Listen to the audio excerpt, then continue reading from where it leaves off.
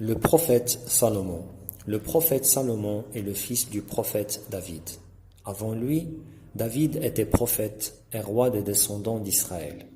Notre prophète, que la prière et le salut soient sur lui, a dit que tous les prophètes ont travaillé comme bergers à un certain moment de leur vie. Alors, le prophète Salomon a forcément connu ce travail. Au temps de son père, Salomon a été là quand deux femmes vinrent chez David pour juger entre elles. Les deux femmes, l'une plus âgée que l'autre, étaient ensemble dehors, et toutes les deux avaient un bébé à chacune d'elles.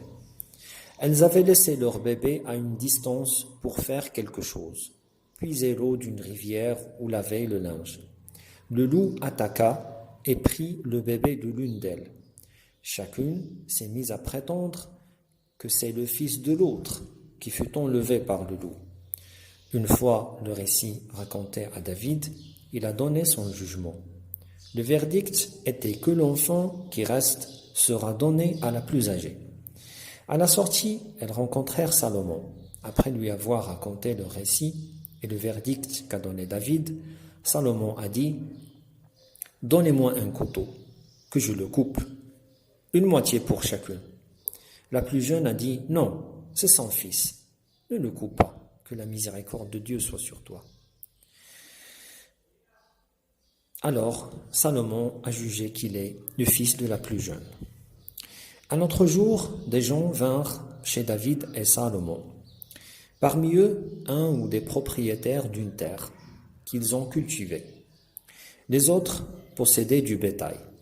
Les animaux de ceux-là entrèrent dans la terre de ceux-ci et ont causé des dégâts. David donna son verdict et il a jugé que les propriétaires du bétail doivent donner leurs animaux aux propriétaires de la terre en guise de compensation. Salomon a proposé un autre jugement. Le sien consistait à donner le bétail aux propriétaires de la terre provisoirement et de charger les propriétaires du bétail des travaux de la terre, afin de la rétablir comme elle était avant.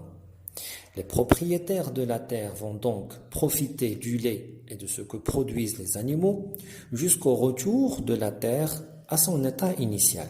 Puis, ceux-là vont leur rendre leur terre et ceux-là vont leur rendre leurs animaux.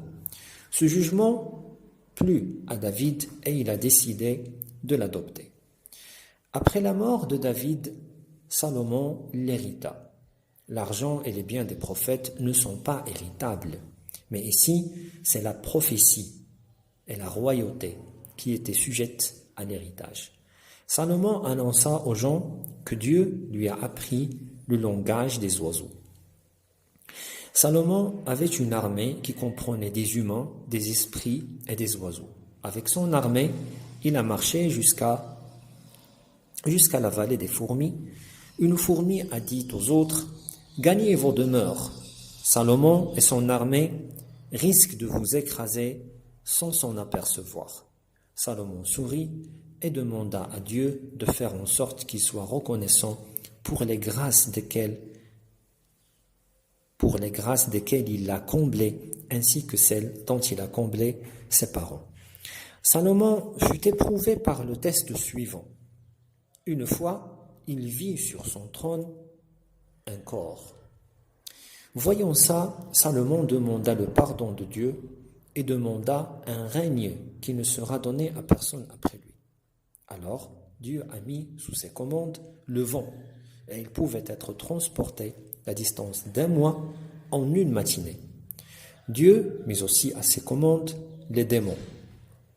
Ici, on peut poser la question, quelle relation y a-t-il entre le corps sur le trône et ce qu'a demandé Salomon? La suite dans la séance prochaine.